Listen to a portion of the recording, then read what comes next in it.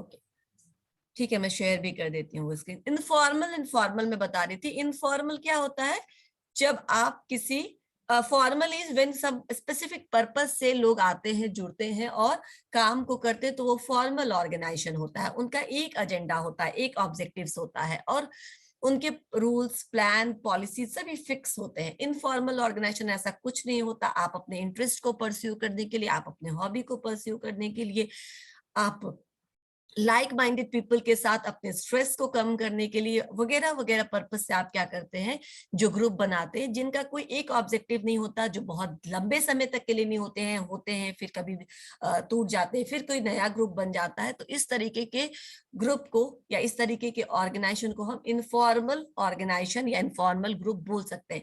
लेकिन इसके साथ ही ये भी मैं बता दूं कि हर एक फॉर्मल ऑर्गेनाइजेशन में जहां आप देखते हैं कि फॉर्मली काम हो रहा है, एक जैसा ऑब्जेक्टिव से उसको ही अचीव करने के लिए सारे लोग एक साथ आए हैं, लेकिन उस फॉर्मल ऑर्गेनाइजेशन में भी अपने आप साइमल्टेनियसली, ठीक है ना, बिना किसी रूल रेगुलेशन के, बिना किसी पॉलिसीज के, बिना किसी बहुत ज्यादा तामझाम के, स्पॉन्टेनियसली क्या होता है कि कुछ इनफॉर्मल ग्रुप्स भी बन जाते हैं, राइट। ये जो इनफॉर्मल ग्रुप्स होते हैं ये अल्टीमेटली ये नेचुरली बन जाते हैं ऑर्गेनाइजेशन में।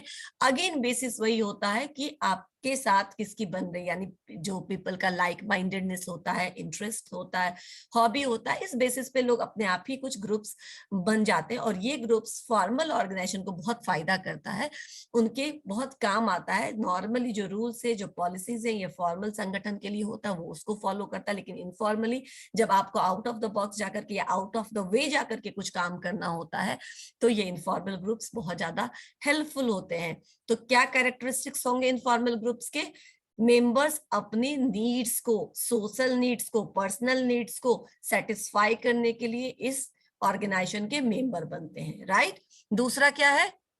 The informal organization is dynamic, यानी ये एवर चेंजिंग है, यानी इसका कोई एक ऑब्जेक्टिव नहीं है, इसका कोई एक स्ट्रक्चर नहीं है, इसके एक ही मेंबर नहीं हो सकते, मेंबर आ सकते हैं, मेंबर जा सकते हैं। तो डायनेमिक नेचर का होता है, ऑब्जेक्टिव वाइज भी, मेंबर वाइज भी, डिफरेंट डिफरेंट एस्पेक्ट से देखेंगे तो it's a dynamic organization, ever changing organization. It involves members from various organizational levels, यानी अगर किसी फॉर्मल ऑर्गेनाइजेशन की बात करें तो इसमें जरूरी नहीं है कि एक ही हायरार्की के सारे लोग इसके मेंबर होंगे, किसी भी हायरार्की के मेंबर्स इस इनफॉर्मल ऑर्गेनाइजेशन के मेंबर्स हो सकते हैं। इनफॉर्मली आप किसी से भी क्लोज हो सकते हैं, किसी से भी आपकी दोस्ती अच्छी हो सकती है, right. It is affected by relationship outside the firm, यानी कि ये जो आपका ऑर्गेनाइजेशनल सीनियर सबॉर्डिनेट का रिलेशनशिप है उससे ये ज्यादा प्रभावित नहीं होता। ये जो आपके ऑर्गेनाइजेशन से बाहर जो आपके रिलेशनशिप्स आप कैरी करते हैं उससे ये अधिक प्रभावित होता है, उसका ज्यादा असर होता है ऐसे ग्रुप्स पे। और इसमें क्या है कि कुछ लोगों को आप ज्यादा इंपॉर्टेंस देते हैं, क्यों देते हैं? Because he tends to take more responsibility और she tends to take more responsibility, right. तो इसीलिए उनका उनका जो क्या कहते हैं हम, जो उनकी रिस्पॉन्सिबिलिटी होती है, जो इंपॉर्टेंस होता है, वो अपने आप ही बढ़ जाता है। इसमें अगेन वो सीनियर नहीं होता, वो बॉस नहीं होता, वो किसी हायरार्की का मेंबर नहीं होता है। Just this is the thing कि वो ज्यादा रिस्पॉन्सिबिलिटी ले रहा है ग्रुप को रन करने के लिए, ज्यादा टाइम दे रहा है उस ग्रुप पे, इसीलिए उसको इंपॉर्टेंस ज्यादा मिल जाता है या ज्यादा दिया जाता है, राइट। तो ऐसे इनफॉर्मल ऑर्गेनाइजेशन में नॉर्मली कोई ऑर्गेनाइजेशनल चार्ट तो नहीं होता, लेकिन इनका अपना चेन ऑफ कमांड होता है। जैसे आप लोगों ने चेन ऑफ कमांड मतलब अपना वे ऑफ कम्युनिकेशन इनका भी होता है, दे communicate in informal way, right.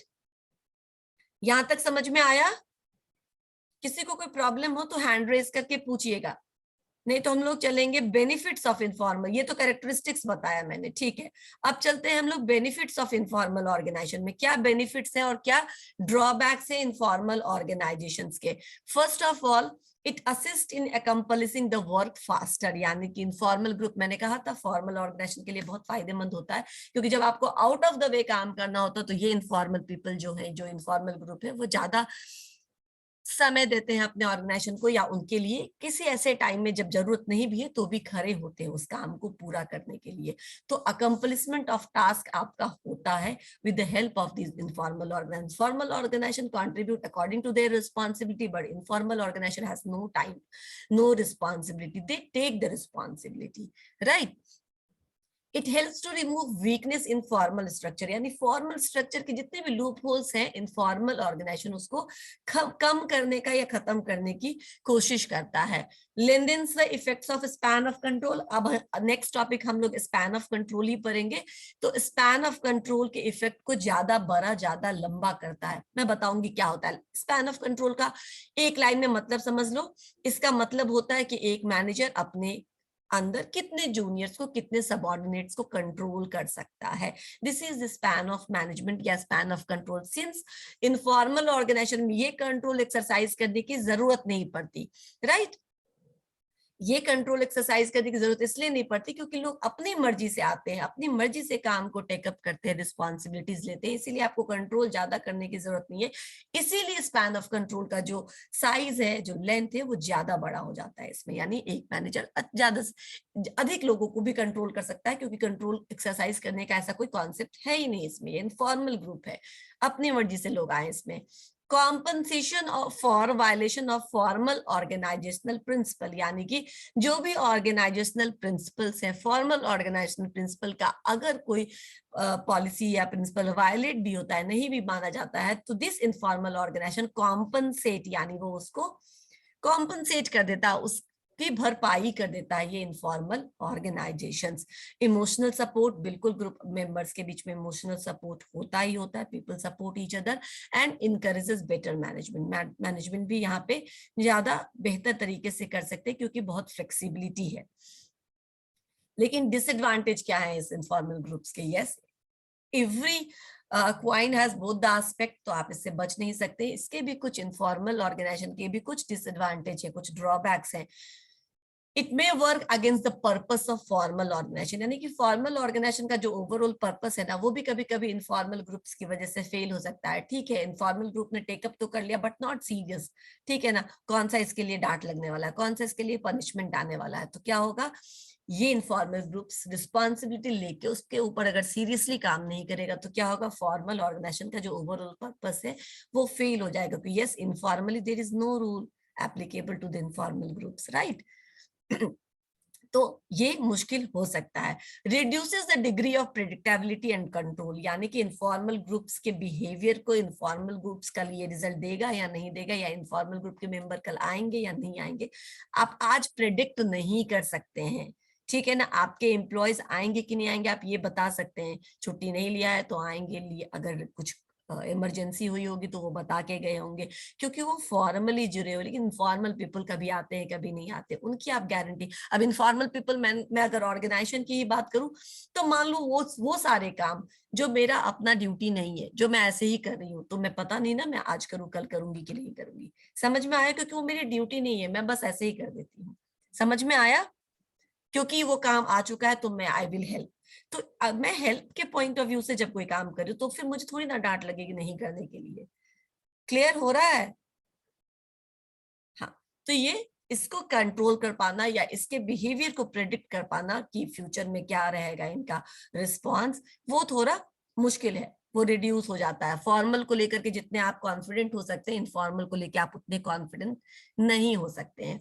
Now reduces the number of practical alternatives. अगर आप कोई दूसरा ऑल्टरनेटिव पे जाना चाहते तो भी इनफॉर्मल ग्रुप्स, आपको लगेगा कि दे विल कंप्लीट या कंप्लीट योर टास्क, और इससे आप क्या करेंगे, दूसरे ऑल्टरनेटिव्स के को नहीं फाइंड आउट करने की कोशिश करेंगे। और इससे क्या होगा, इट रिड्यूसेस जो प्रैक्टिकल ऑल्टरनेटिव्स और आप जनरेट कर सकते थे फॉर्मल तरीके से उस प्रॉब्लम को सॉल्व करने के लिए, वो आप नहीं किए, because you become dependent on the informal group, right. And increases the time required to complete activities. Since कोई कमिटमेंट नहीं है, सिंस कोई टाइम बाउंडिंग नहीं है, तो जो टाइम किसी चीज को खत्म करने के लिए दिया जाता है वो लेन देन भी हो सकता है, वो लंबा भी हो सकता है। Since nobody is actually in it, ठीक है ना, सभी शौक से कर रहे हैं तो कभी करेंगे, कभी नहीं मन होगा तो नहीं करेंगे। मैं आपको एक एग्जांपल दूंगी इन सारे डाउट्स को क्लियर करने के लिए, आपको समझ में आ जाएगा। एंड स्प्रेड्स र्यूमर का मतलब होता है कि इनफॉर्मल ऑर्गेनाइजेशन में जो कम्युनिकेशन है वो तो है ही अपने तरीके का, लेकिन इनफॉर्मल ऑर्गेनाइजेशन बहुत ज्यादा र्यूमर, मतलब जो चीज नहीं होती है उस चीज को भी फैलाती है। फॉर्मली आपको जो नोटिस मिलेगा वो फॉर्मल नोटिस होगा, उसको आप कभी भी क्वेश्चन मार्क नहीं लगा सकते हैं कि ये सही है कि नहीं है, ये क्या सही इंफॉर्मेशन है या सही नोटिस हमको दिया गया था।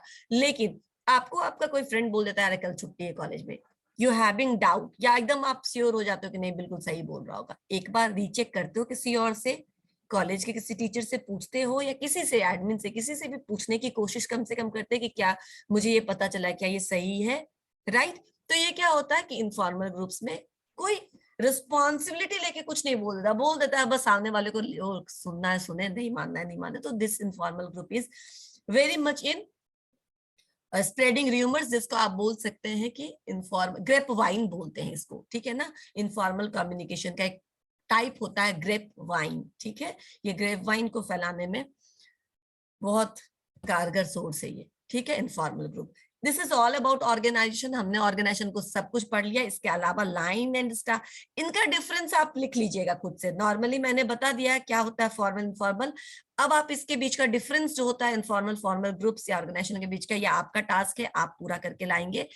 ये जस्ट समरी है जो भी मैंने पढ़ा है उसका। और ये डिफरेंस मैंने यहाँ पे दे दिया है, लाइन ऑर्गेनाइजेशन में लाइन स्टाफ ऑर्गेनाइजेशन में क्या डिफरेंस है जानते आप लोग सब है। एक बार पढ़ लीजिएगा, कुछ प्रॉब्लम होगा तो पूछ लीजिएगा। सब बता चुके हैं हम पढ़ाते समय कि क्या होता है फॉर्मल, क्या होता सॉरी क्या होता है लाइन एंड क्या होता है स्टाफ, और इन दोनों में क्या डिफरेंसेस हैं, राइट। समझ में आया या इसको डिस्कस कर दे? मेरे ख्याल से आ गया होगा। मैं एक एग्जांपल दे रही थी तुम लोगों को कि मैं एक एग्जांपल देती हूँ जिससे पता चल जाएगा कि इनफॉर्मल जो ग्रुप्स होते हैं वो इनफॉर्मल ग्रुप्स कैसे।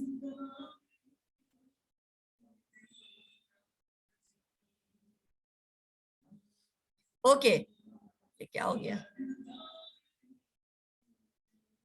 ओके, इनफॉर्मल ग्रुप्स जो मैं बता रही हूँ आपको, देखो मैंने ऐसा देखा है एक सेकंड।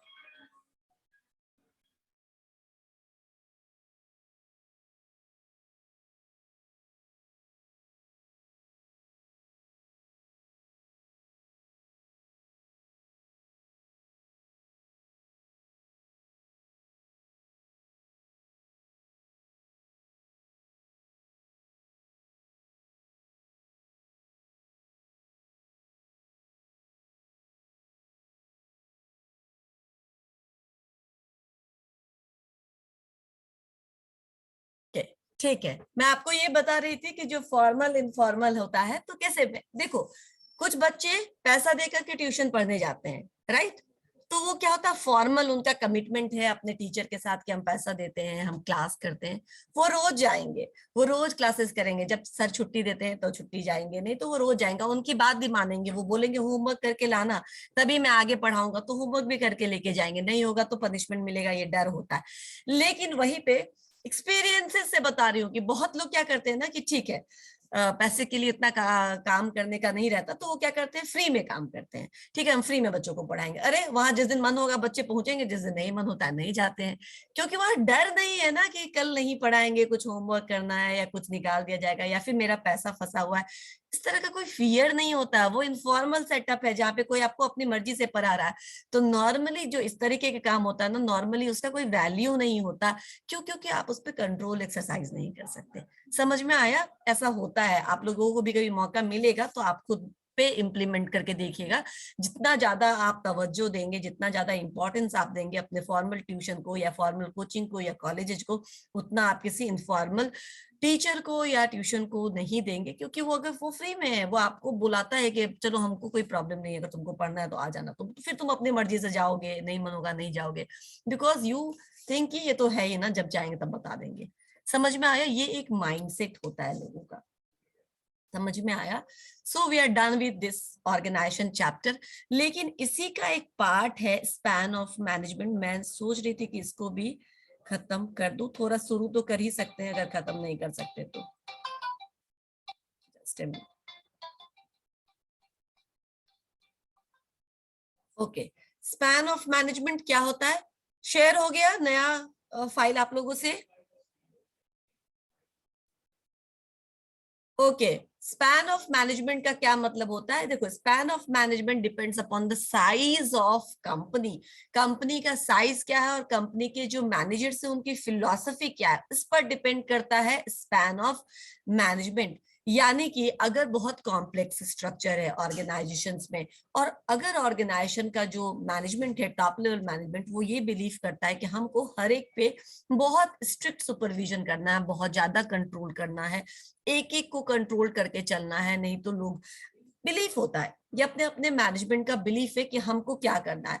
यानी there are certain belief, management style जो ऑटोक्रेटिव स्टाइल में बिलीव करते हैं। ऑटोक्रेटिक स्टाइल मतलब जो वो चाहते हैं वैसे ही काम होना चाहिए, उसी तरीके से होना चाहिए, एम्प्लॉइज को अपना कुछ दिमाग यूज नहीं करना है, तो ये ऑटोक्रेटिव स्टाइल कहते हैं। आप कह सकते हैं इसको लेमन लैंग्वेज में कि डिक्टेटर जैसा करते हैं, वैसा ही मैनेजमेंट चाहते हैं कि हमारे यहाँ हो, ताकि उन्हें लगता है कि एक तो ईगो सेटिस्फाई होता है मैनेजमेंट का, और दूसरा उन्हें लगता है कि अब उनको तसल्ली होती कि नहीं काम हो रहा है, राइट। तो ये एक अप्रोच है। मैनेजमेंट का दूसरा अप्रोच भी है lazy fair approach, free approach, participative approach, consultative approach, अपने एम्प्लॉय से कंसल्ट करके काम करने का अप्रोच होता है, राइट। तो डिफरेंट स्टाइल से मैनेजमेंट किस स्टाइल पे बिलीव करता है, उनका क्या फिलॉसफी है, राइट, इससे भी डिपेंड करता है ये स्पैन ऑफ मैनेजमेंट। दोनों ही बातों पे डिपेंड करता है, size, complexity of the organization and the philosophy of the top level management, जिससे वो काम करते हैं, जिस मैनेजमेंट स्टाइल को वो फॉलो करना चाहते हैं। होता क्या है, किस तरीके से होता, देखो मैंने आपको बताया था कि आप बस ये समझ लीजिए कि स्पैन ऑफ कंट्रोल या स्पैन ऑफ मैनेजमेंट का मतलब है the number of subordinates that is superior can effectively supervise, यानी कि कितने नंबर ऑफ सबऑर्डिनेट्स को, कितने नंबर ऑफ जूनियर्स को एक सीनियर या एक मैनेजर अच्छे से सुपरवाइज कर सकता है। यही होता है स्पैन ऑफ मैनेजमेंट या स्पैन ऑफ कंट्रोल। नाउ ये दो तरीके के होता है, कैसे कैसा, tall structure and flat structure. Tall structure को हम बोल सकते हैं नैरो स्ट्रक्चर, ठीक है। Tall structure is also known as narrow structure and flat structure is also known as wide structure, right. Tall structure मैं बताती हूँ क्या होता है। तुम समझ लो टॉल स्ट्रक्चर का मतलब हुआ कि यहाँ पे टॉल कैसे हो जाएगा, तो किसी भी ऑर्गेनाइजेशन में मान लो 10 एम्प्लॉय है, मान लेते हैं हम 10 का ही एग्जांपल लेते हैं, और एक के अंदर सिर्फ 2 एम्प्लॉय हो सकते हैं, राइट। तो फिर एक के अंदर 2 एम्प्लॉय, फिर इस दोनों के अंदर 2 एम्प्लॉय, फिर इस दोनों के अंदर 2 एम्प्लॉय, 10 ही एम्प्लॉय को सेट करने में आपके 3-4 सीढ़ियां मिल गई आपको। सीढ़ियां मतलब हायरार्की, समझ में आया। तो टॉल स्ट्रक्चर हो गया, राइट। देखो दिस इज लाइक दिस। अब मैंने यहाँ पे कम ही दिखाया, लेकिन अभी कितने एम्प्लॉयज आपको दिख रहे हैं, ये मैनेजर 1 2 3 4 5 6, अगर इसमें और जोड़ेंगे तो ये और लंबा होता चला जाएगा नीचे की तरफ। टॉल स्ट्रक्चर यही होता है जहां पे एक सब सॉरी ओके एक मैनेजर के अंदर कम से कम लोग होते हैं। अभी 2 सिंबॉलिक है, 2 की जगह पे 3 भी हो सकते हैं, 4 भी हो सकते हैं, लेकिन बहुत कम लोग रहेंगे, बहुत कम सबऑर्डिनेट रहेंगे जो एक सीनियर के अंदर आएंगे, राइट। क्यों आएंगे कम, क्यों डालते हैं हम कम लोगों को एक सबऑर्डिनेट के अंदर, ताकि वो अच्छे से सारे जूनियर्स को कंट्रोल कर सके। अब आपके क्लास में 60 बच्चे होते हैं, तो कभी कभी मैं मिस आउट कर जाती हूँ, मुझे नहीं दिखता कि कौन बदमाशी कर रहा था, तो मैं बोलती हूँ कि उधर से आवाज आ रही थी, राइट। लेकिन अगर आपके क्लास में 5 ही बच्चे हो तो मैं कितनी आसानी से समझ लूंगी कि कहाँ से आवाज आ रही थी, कौन बोल रहा था। समझ में आया, ठीक है। तो जहां पे कम लोग होते हैं वहां पे तो पॉसिबल है कि आप टॉल स्ट्रक्चर को बना सकते हैं, यानी कम कम लोगों को सुपरवाइज करने के लिए दे सकते हैं एक मैनेजर को।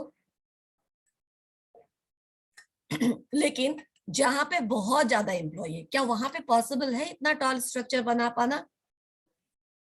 बहुत सारे हायरार्की हो जाएंगे, कम्युनिकेशन गैप हो जाएगा, मिसअंडरस्टैंडिंग हो जाएगी, वहां पे नहीं संभव है। सबसे पहले तो कॉम्प्लेक्सिटी ऑफ ऑर्गेनाइजेशन, यानी कि अगर साइज ऑफ ऑर्गेनाइजेशन छोटा रहेगा तो आप जा सकते हैं, इसके लिए आप अच्छे से कंट्रोल कर सकेंगे।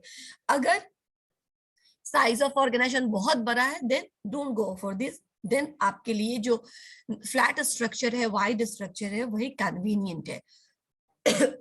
हम इसको नेक्स्ट क्लास में पढ़ेंगे, बस मैं थोड़ा सा और बता देती हूँ आपको इसके बारे में कि इसको समझने के लिए तुम एक कॉन्सेप्ट समझ लो, कोचिंग का कॉन्सेप्ट और ट्यूशन का कॉन्सेप्ट। जो बच्चे का बेस है काफी अच्छा है, कॉन्सेप्ट काफी क्लियर है, उसको कोई डाउट्स नहीं होता, राइट, यानी उसने बचपन से मेहनत किया अपने पढ़ाई लिखाई पे, तो क्या होगा, वो कोचिंग भी जाकर के पढ़ेगा तो बातों को पिक कर लेगा बहुत जल्दी। 1-to-1 अटेंशन तो नहीं मिलता कोचिंग में, राइट, लेकिन वो बातें समझ लेता है।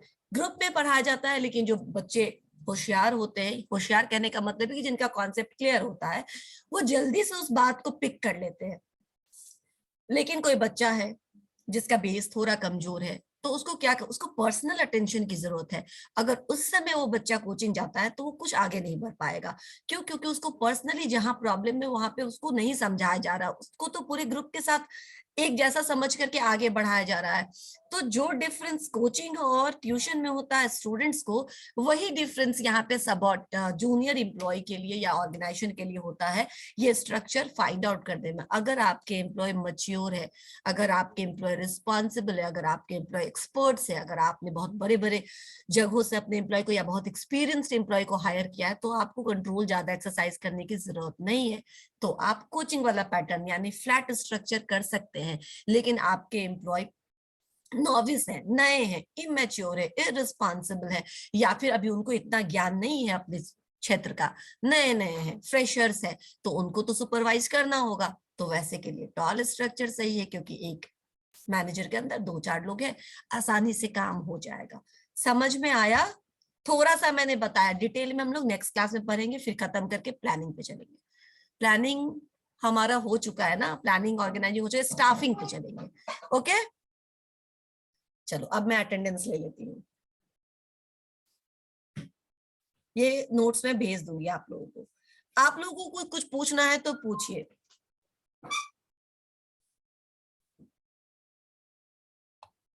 देख लो कितने सारे बच्चे, roll number 99, roll number 92, roll number 4। देख लो कितने सारे बच्चे हैं जिन्होंने दोनों ही काम किया है, वीडियो ऑन भी रखा है और नहीं भी ऑन रखा है।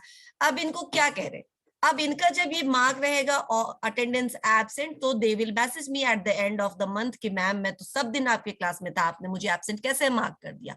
Then I will tell you कि ऐसे मार्क कर दिया। ठीक है, सारे बच्चों का तो नहीं है एब्सेंट। क्यों नहीं है एब्सेंट? देख लो कितने सारे बच्चे, आपको भी दिख रहा होगा। ओके,